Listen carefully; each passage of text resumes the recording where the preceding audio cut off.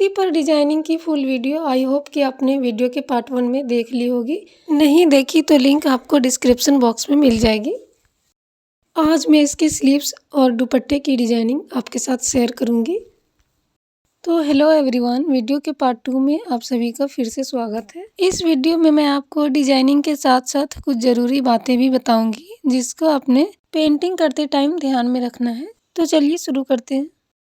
बाजू पर डिजाइनिंग के लिए सबसे पहले हमने एक बुकरम पर इस शेप के अकॉर्डिंग पैटर्न ड्रॉ करके इसकी कटिंग कर ली है।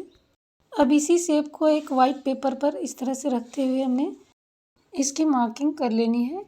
हमने इस शेप को 5 से 6 बार ऐसे ड्रॉ करके इसकी कटिंग कर लेनी है। सबसे पहले हम अपने बाजू की कटिंग करेंगे, जिसके लिए हमने यहाँ कपड़े को अच्छे से 4 फोल्ड में बिछा लिया है। हमारी बाजू की जो लेंथ है वो 21 इंचेस है और इसकी विड्थ हमने 8.5 इंच रखी है। अब हमने 3 इंच पर ऐसे डाउन करके इसकी मार्किंग कर लेनी है। अब यहाँ से हमने अपने बाजू को थोड़ा पाकिस्तानी लुक देना है। इसके लिए हमने कपड़े की पूरी चौड़ाई को लेते हुए इस तरह से इसकी मार्किंग कर लेनी है। अब हमने नीचे से 1.5 इंच पर मार्किंग करनी है और इसे इस तरह से गोलाई में शेप दे देनी है और इसकी कटिंग कर देनी है। बाजू की लेंथ और इसकी विड्थ आप अपने अकॉर्डिंग कम या ज़्यादा रख सकते हो। बाजू की कटिंग हमारी पूरी हो चुकी है और अब हम इस पर डिज़ाइनिंग करेंगे, जिसके लिए हमने ये पेपर जो कट करके रखा था उसे हम इस तरह से सेट कर लेंगे जैसा कि पिक्चर में दिखाया गया है। और अब हम इसकी मार्किंग कर लेंगे।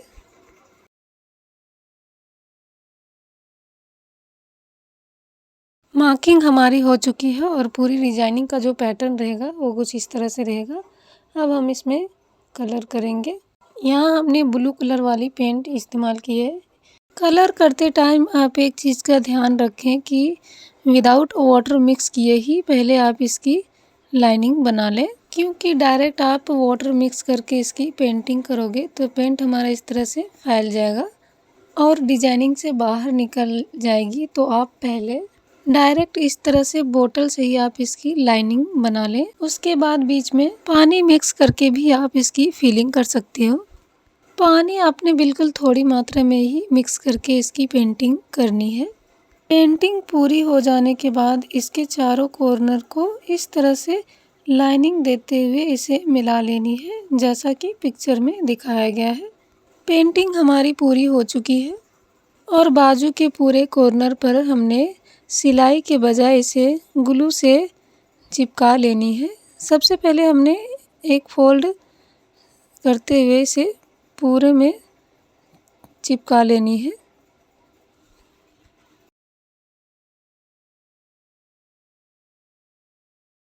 वन फोल्ड में हमने इसे पूरे में चिपका लिया है। अब अगेन हमने ग्लू को अप्लाई करनी है और इसे एक बार और फोल्ड करके इस तरह से पूरे कॉर्नर को फिर से चिपका लेनी है।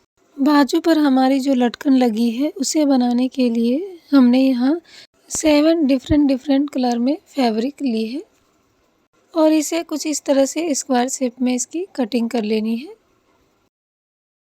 कपड़े के दोनों कॉर्नर को पकड़कर इस तरह से इसमें सिलाई लगा लेनी है। जैसा हम नॉर्मल से लटकन बनाते हैं वैसा ही हमने बना लेनी है। इसे पलटाकर अच्छे से इसे सीधा कर लेनी है और अपनी लेंथ के अकॉर्डिंग इसकी कटिंग कर लेनी है। हमने यहाँ अलग अलग टाइप का फैब्रिक लिया है। कुछ ऑर्गेंजा है, कुछ साटन है और कुछ नॉर्मल फैब्रिक हमने ली है। ऑर्गेंजा और साटन फैब्रिक का धागा बाद में निकलने लगता है, तो इसके लिए हमने इसके कॉर्नर को इस तरह से हल्की हल्की करके इसे बर्न कर लेना है ताकि ये अच्छे से चिपक जाए और इसका धागा बाद में ना निकले। अगर आपने नॉर्मल फैब्रिक से लटकन बनानी है तो कोई प्रॉब्लम नहीं है, क्योंकि नॉर्मल फैब्रिक का धागा बाद में नहीं निकलता है, लेकिन साटन और ऑर्गेंजा का धागा बाद में निकलने लगता है। तो आप इस तरह से इसे बर्न कर लें।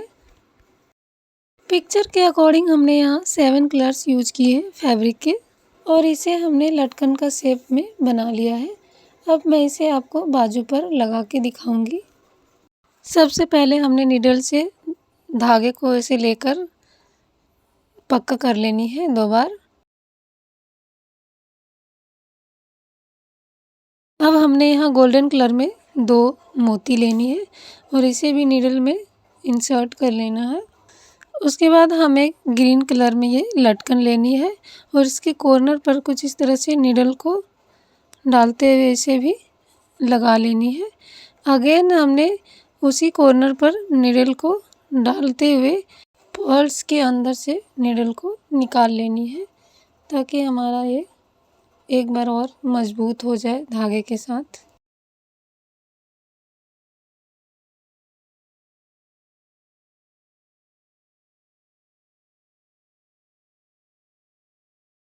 इसी तरह से हमने अपने सारे लटकन को बाजू पे अटैच कर लेनी है।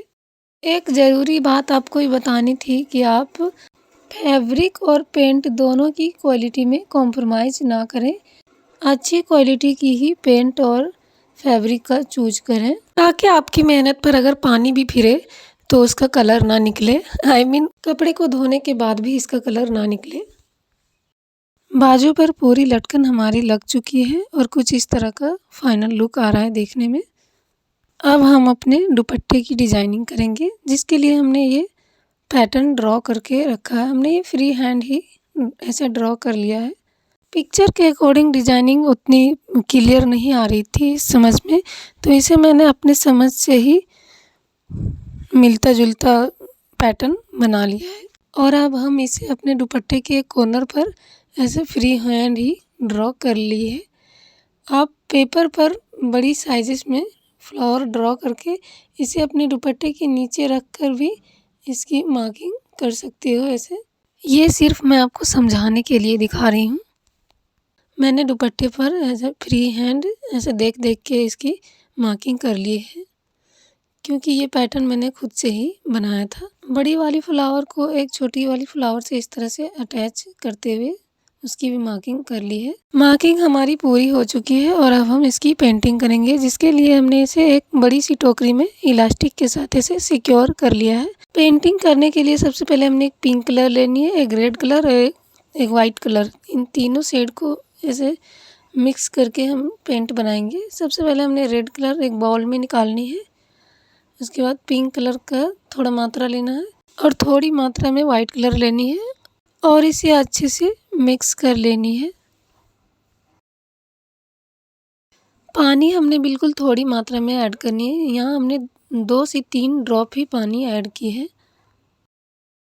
सबसे पहले हमने वाइट कलर ली है डायरेक्ट बॉटल से और उसे कुछ इस तरह का शेप देते हुए डिजाइनिंग कर ली है। अगेन हमने जो मिक्स करके पेंट बनाई थी उसे हमने इस पूरे फ्लावर पर अप्लाई कर लेनी है।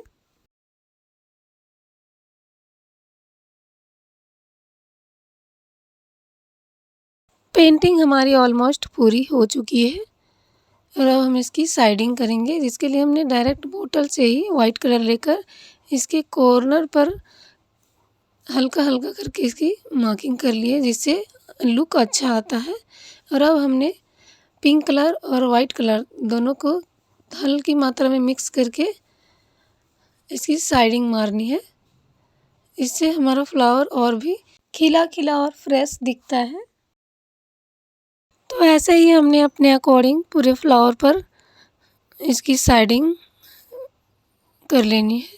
एक इम्पॉर्टेंट बात मैंने आपको स्टार्टिंग में बताना भूल गई थी कि मैंने दुपट्टे के लिए जो फैब्रिक यूज की है वो ऑर्गेन्जा की है। तो अगेन हमने वाइट कलर लेनी है और अपने ब्रश के बैक साइड से इस तरह से छोटी छोटी बूंदें बना लेनी है जो देखने में बिल्कुल वाइट पॉल्स के जैसा लगता है, जैसा कि हमने इस दुपट्टे पर कोई वाइट कलर की मोती लगाई हो। तो इसका लुक अच्छा आ रहा था ऐसे देखने में। आप अपने अकॉर्डिंग पेंटिंग में चेंजेस कर सकते हो। अब अगेन हमने दुपट्टे के दूसरे कॉर्नर पर फ्लावर की मार्किंग करके इसकी भी पेंटिंग कर लेनी है। यहाँ हमने लाइट ग्रीन कलर यूज किया है पेंटिंग के लिए और इसके ऊपर हमने डार्क ग्रीन कलर से पतली पतली इस तरह से लहरें बनाई है जो देखने में अच्छी लग रही थी। और इसके साथ हमने इसके कॉर्नर पर वाइट कलर से इसकी लाइनिंग बनाई है जैसा हमने पिछले फ्लावर में बनाया था।